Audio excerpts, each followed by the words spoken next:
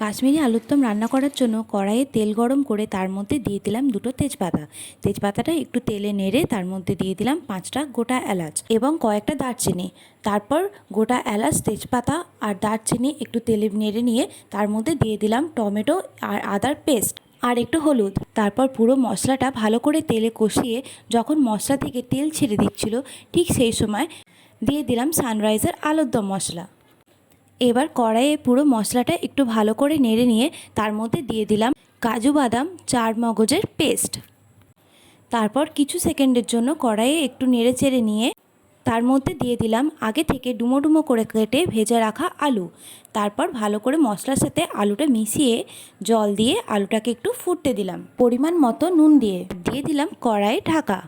কিছুক্ষণ পর ঢাকা সরিয়ে দেখলাম আমাদের কাশ্মীরি আলুর দম রেডি।